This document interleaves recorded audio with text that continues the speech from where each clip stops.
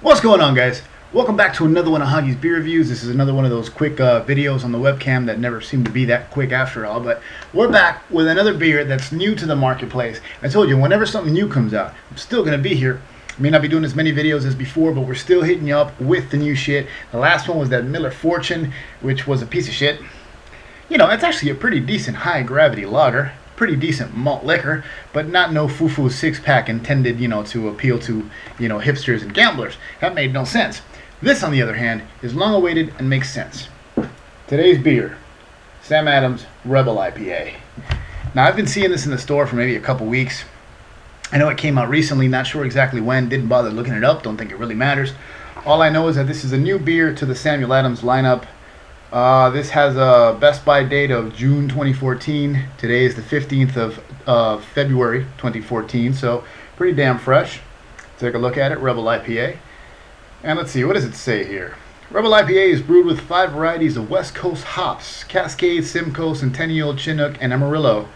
It's everything we love about West Coast style IPAs: big citrus and grapefruit flavors with subtle pine notes for a flavorful, refreshing brew. That's what it says, and it also says West Coast style. Brewed for the revolution, right there. Although unlike most of those stronger, hoppier West Coast style IPAs, this is only 6.5%. Yeah, they're trying to cut their losses and their liabilities, Sam Adams. They're a good craft brewery. I still consider them a craft brewery, but they make craft beers for the masses. So while I like a lot of their beers are good, I never expect to be completely blown away by a Sam Adams beer because they still need to have some sort of mass appeal. I would, and I've never tried this, I haven't even read anything about this beer, but I would venture to say that this is kind of like a West Coast IPA for beginners. I think that's a fair assessment, but we shall find out in a minute. There's the bottle. You guys already know. That's right. The IPA goblet. All the IPAs are reviewed out of here just to put them in a level playing field. But before I crack it open and punch it up, and I'm sorry if the camera shakes a little here, I do have Beer Advocate and Rate Beer open just to give you guys an idea of what's being said. On Beer Advocate, we're talking about a overall. Let me take that back. I'm stuttering here. Out of 625 total ratings, it scores an 82 on Beer Advocate. They categorize it, of course, as an American IPA at 6.5 ABV, and they consider it a rotating beer from Sam Adams. Wow, and apparently this beer's been out since 2013. Well, shit, now I feel stupid. Well, you know what? It may have been out since 6/19/2013, so says Beer Advocate, somewhere around that date. But I haven't seen it up until recently, so maybe it just wasn't available down here. I don't know. Now, jumping over to Rate Beer, Samuel Adams Rebel IPA. Same deal, 6.5%, India Pale Ale, and here out of a total of 184 ratings, it scores a 77. So there you go, general consensus, general idea on what this beer is all about. Let's just get right to it. You know me, I love my IPAs. You know me, I have a lot of respect for Sam Adams. I've reviewed many of the Sam Adams beers over the years. Sam Adams is the brewery that got me into craft beer. And even though I've kind of fallen away from craft beer and I just, drink beer whenever I feel like drinking beer, regardless of what kind of beer it is, including malt liquor, I still got a lot of love and respect for them. So let's pop open a Rebel IPA. The traditional black Sam Adams cap, nothing fancy there. Smells good.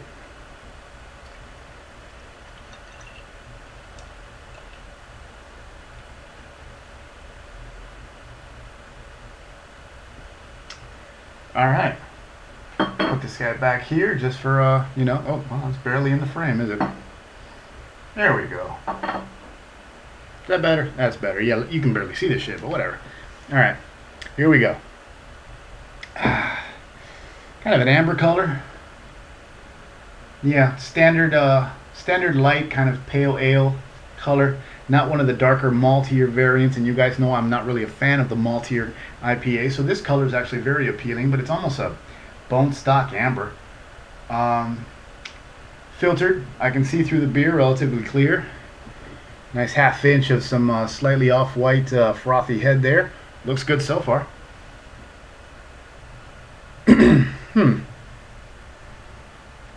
I mean, there's hop notes there, don't get me wrong. But I expect a stronger hop bouquet to come out of this beer. You know, when they say it's 5 different kinds of West Coast hops and it's a West Coast style IPA for the Revolution and all that crap. And it smells kind of tame. Definitely some citrusy hop notes there, but not much. It's just kind of weak. Can't really pinpoint much else after that. So, okay, citrusy hop smell, hint of sweetness under that, and definitely some grapefruit in there. But yeah, okay, so you got the color, you got the smell. Let's taste the damn thing. Cheers, guys. Thanks for tuning in.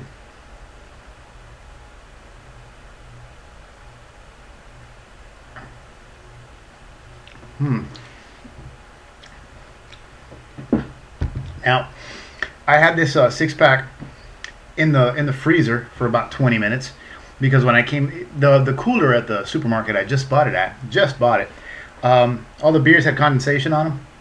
Cooler wasn't keeping things as cool as it should have, so I threw it in the freezer. It's actually really cold, and it's a perfect drinking temperature, but maybe colder than you want it to be for a review and a fair evaluation. With that said, my initial thoughts on this beer were thin and sharp. You know, word association. First things that came to my mind. It feels thinner on the tongue, thinner in the mouth, thinner on the palate than you would expect from a West Coast IPA. And the hop bite is definitely there.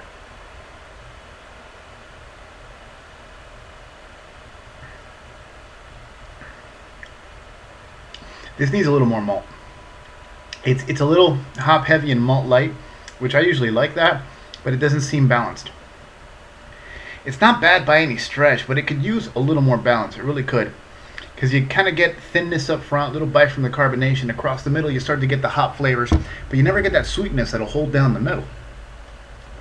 And like I said, it is really cold. It'll probably get a little sweeter, and the malt will come out more as it warms up. But off top, it just seems, again, thin and sharp. The hop flavors are definitely there. Very kind of like sour orange, you know, really like a sour grapefruit kind of thing going on there. It's hoppy, it's bitter, but it's really on the sharp end of it. Almost to the point of sour lemon, you know what I mean? That kind of thing.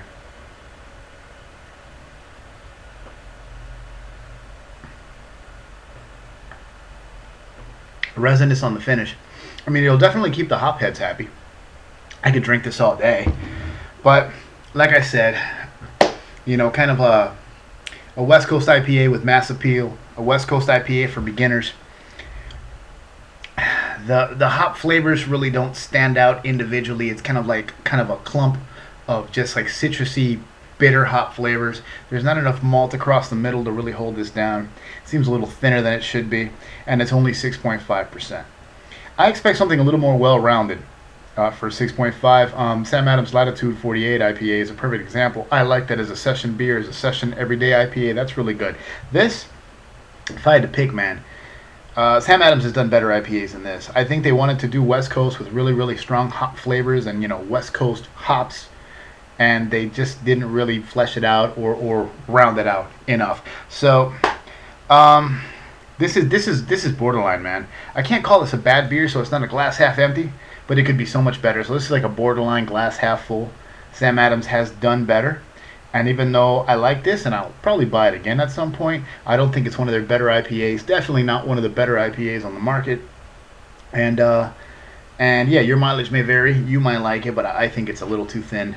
Little too thin, little too sharp. It's amazing how sometimes the first impression is the one that carries its way through. Thin and sharp is what I have to say about this beer, and it is what it is. Thanks for tuning in. Remember, Hoggie's Beer on Facebook and Twitter and Google+, and eventually I'll get hoggiesbeer.com up and running. And until then, just keep checking back on the YouTube. I'm staying on the Google Tubes. Thanks for tuning in and having a beer with me. See you on the next one, guys. Cheers.